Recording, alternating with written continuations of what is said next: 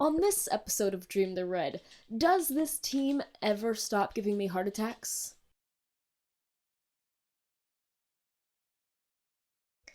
Alright, hello and welcome to tonight's episode of Dream the Red. Today we play the Buffalo Sabres at the Verizon Center, and let me tell you, it was a stressful game, and this is just another example of why I call our team the comeback team. Let's start out with pregame. Y'all know that my two favorite players are Willie and Latz, and as usual, Latz was not here today just from his upper body injury that he got in Buffalo. So I always loved the chemistry between those two, and it kind of sucked that we didn't get that today. Um, my favorite thing to do when I get to the games is check out the pregame skate and look for that Geico sign in the corner. And I like to see Willie and Latz do their pregame ritual.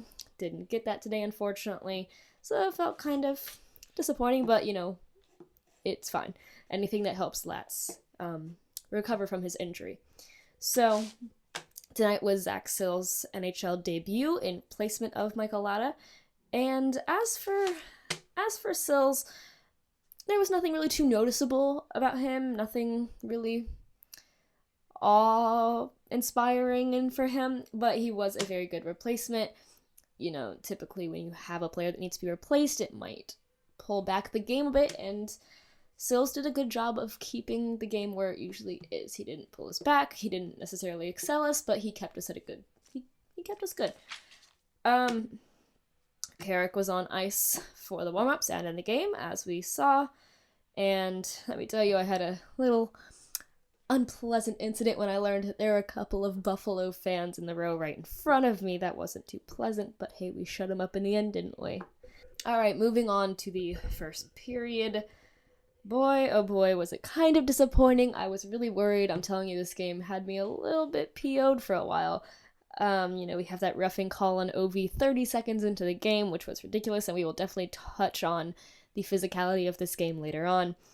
But, the Sabres were very physical today. Again, we're going to touch on that because it wasn't really cool. A lot of unwarranted hits from the Sabres that just didn't really need to be done, and then they weren't called. It was kind of annoying. For a lot of the first period, we had numerous wasted goals from the Caps. We'd have so many opportunities, and the crowd gets all riled up, and then it just doesn't happen. I think we were getting a little too cute today. We weren't really executing well. There was too much passing and not enough shooting, and it was just not satisfactory the first period of the game, and I was already pretty disappointed. I was kind of like, I don't know where this game is going, but it doesn't look like it's going in a good direction. Our movement overall was really sluggish. It was kind of a dull game, and halfway through the first period, I was like, I'm just not feeling this. There isn't enough hype. The team is not in it. It's just not feeling good. We have the fight with Wilson.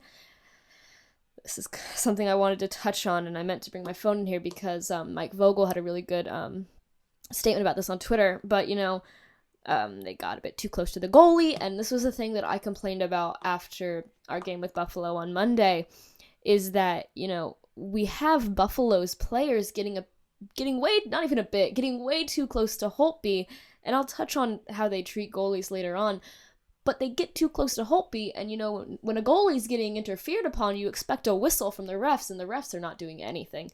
And so, Wilson being very, he loves Holtby, and that's one thing that I've learned just from watching him. He adores Holtby, and he will protect Holtby to the end, and he was doing that, and he was standing up for Holtby. He got into this fight, and obviously when you start something like that, you're going to get roughing.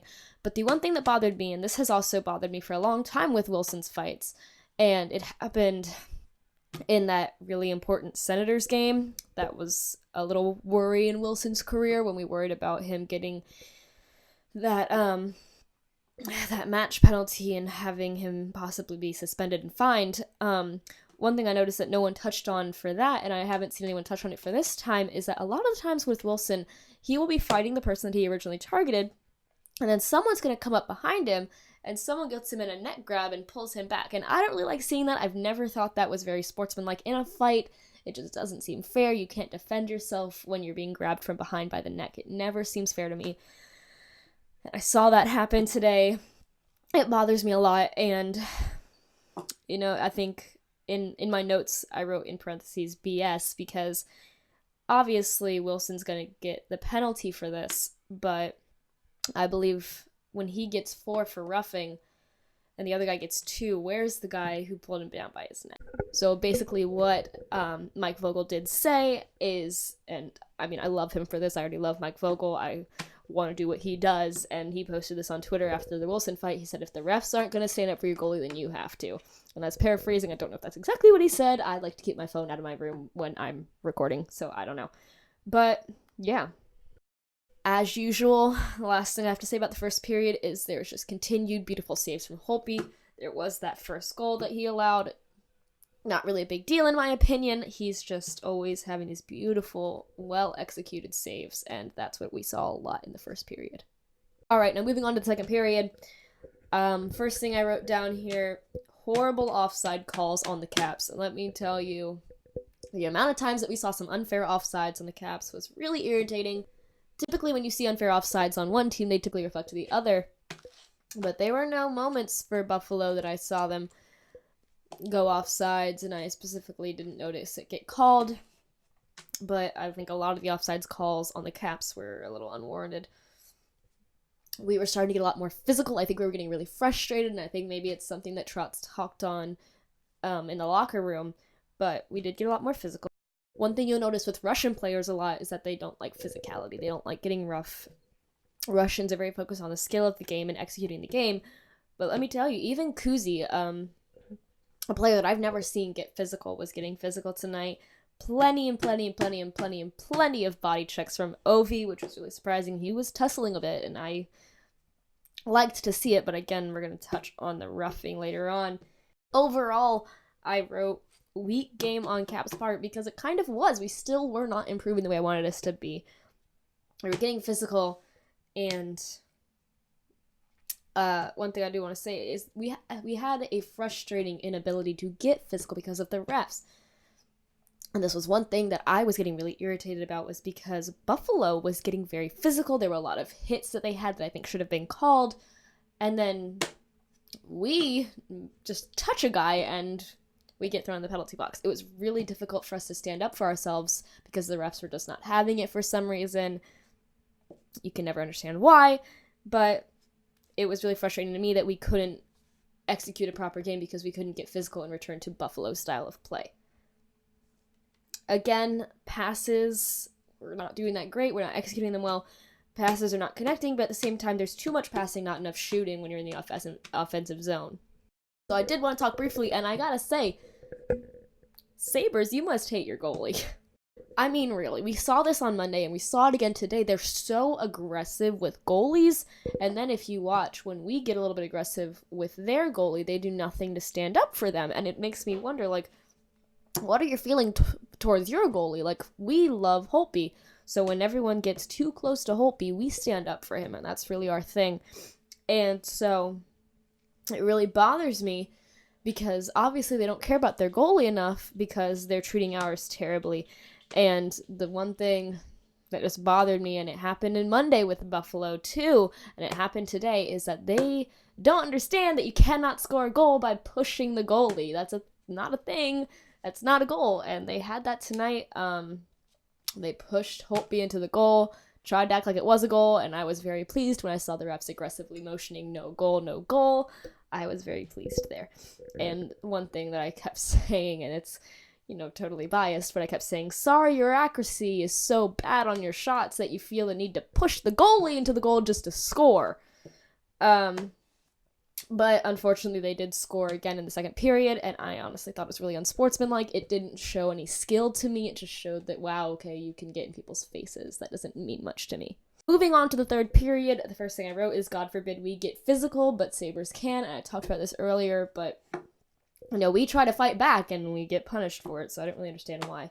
And I said this earlier, and this is definitely the comeback team, because third period, we saw that. Moving on to a segment that stresses me out a lot, and I was getting really stressed out when I checked Twitter during the game and I saw this, but we've got some injury reports. As for Latta, obviously we saw he wasn't there today, but it's been very talked on that he's probably going to play tomorrow in Carolina, So that doesn't really worry me. I don't think it was very much a very serious injury. I think it was just kind of, he aggravated a bit and they didn't want to stress it out more. So they just said, look, sit a game out. Don't mess with the lawyer. Just sit a game out. And as for Carlson, we've gotten news after his MRI that he may be out a couple more games, but it's starting to get more day-to-day and it's less scary. However, we did get some frightening news towards the end of the game, if you were checking Twitter, and Jay Beagle was removed from the game, and as was Nicholas Backstrom. And after the game, we find out Jay Beagle actually needs to get surgery now for an upper body injury. He's going to be out for an extended period of time. I hate hearing that. I love Beags, and I just don't like when any player has to get surgery. That's not a fun word in sports. It's just not very comforting. So Jay Beagle, upper body injury, needs surgery.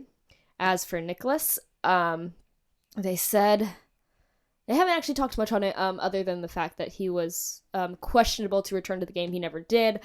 I don't know much about his. I know it's also upper body, and I think that his is going to be more of a day-to-day. I don't think his was very serious. I don't have any confirmed rumors about this or anything.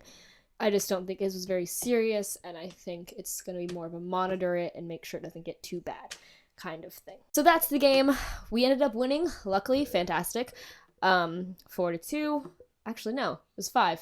It was 5 because we had an empty netter. It was wonderful. It was a wonderful feeling, but I've talked about this before.